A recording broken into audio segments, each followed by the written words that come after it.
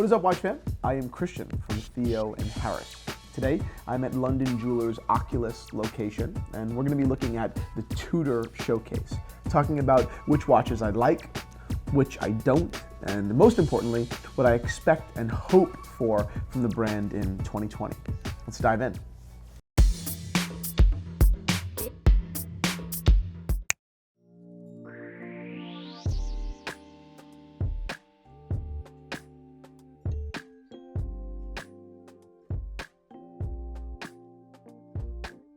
All right, let's start off with a watch I hate, but also sometimes love. The Black Bay Dark, a standard 41 millimeter, traditional Black Bay.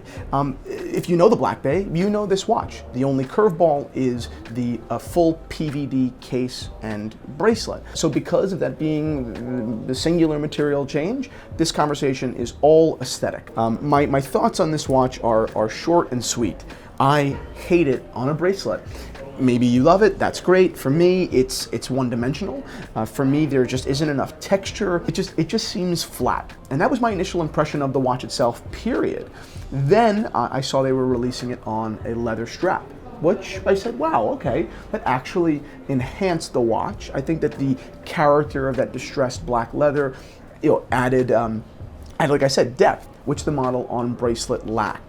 But then I had one more idea. I went to the folks at London and I said, hey, can we use one of the Tudor NATO straps, a single pass? And I love the single pass straps. And they threw a black and a blue. The black was what I intended to use, but then I think the pairing of this Black Bay Dark with the blue NATO, and the NATO really is like really high quality, I really like it, is perfect, right? It's actually a watch I can see myself wearing, specifically in the summertime. I mean, this would be a great, and again, just in the context of my life, a great watch to wear fishing. It's comfortable, it's much lighter on the NATO than it would be on the bracelet, and the color scheme is great. So for someone maybe looking at the Black Bay Dark, try it out on different straps. There's a ton of different personality to be had because Tudor does give you that option, and genuinely playing around with straps changed my opinion, total 180 on this watch. So all in all, well done.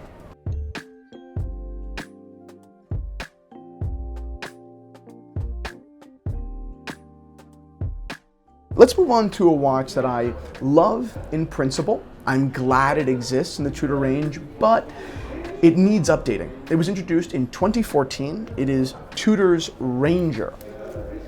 It's the brand's reintroduction of a vintage model by the same name, which was Tudor's counterpart to Rolex's Explorer. You can see the resemblance between Tudor's original Ranger and a 1016, or even our 5504.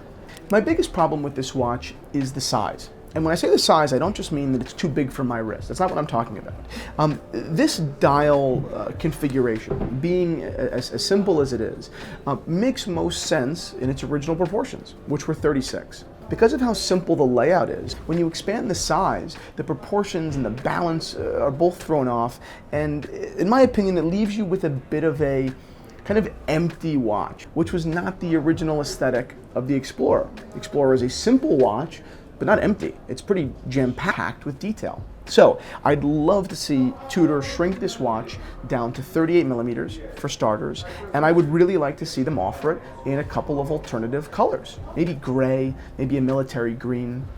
Again, great start. This watch came out very shortly after the Black Bay, and I was impressed then that Tudor was so proactive in introducing another quality model, and I'm still happy today that it exists, but it does need some updating.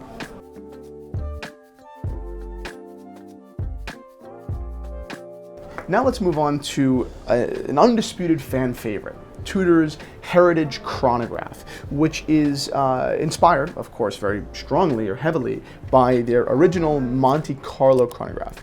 What was so fun about the Monte Carlo back when it was, competing with classic 36 millimeter Daytonas at its inception was its incredible usage of color.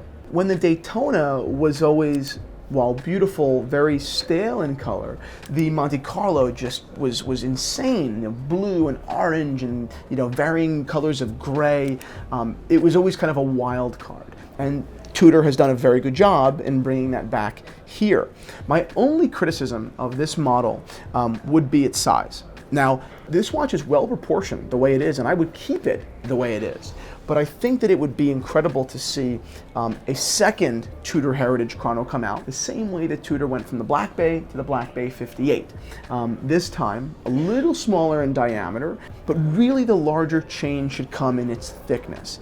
The watch does have a little bit of that hockey puck kind of proportion, and I'd like to see that go away. Now, that being said, that might mean that Tudor cannot offer the watch in automatic, but I think that many of us are very open to seeing this watch come out in manual.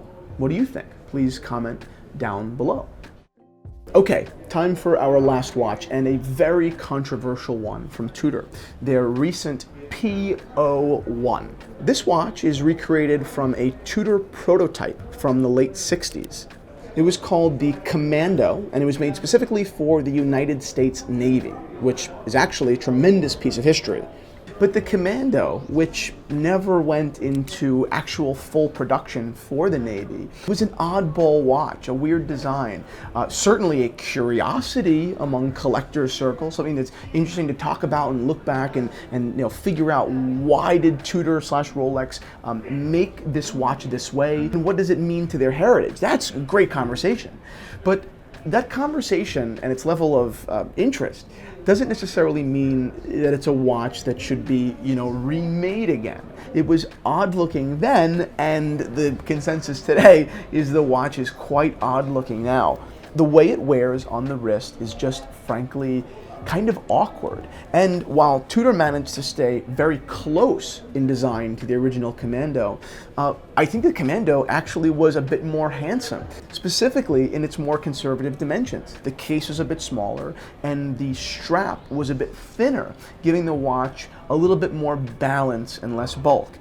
The one interesting little functional feature is the way the bezel locks in with the bracelet. In order to manipulate the bezel insert, you actually have to push down on the M piece to relieve the pressure it's applying. But what we've got here is really quite an overwhelming piece. The question kind of really becomes less about this watch's viability for market capture, and more so a question of, was this just a marketing attempt? Which is quite possible. Or was this watch's specific utility just to bring attention to the brand? Maybe. So that was a little taste of Tudor's collection today. But where is the brand going in 2020? What can we expect and hope for? Well, number one, of course, more Black Bays. Maybe the Black Bay 58, which is their 38mm model, releases in bronze.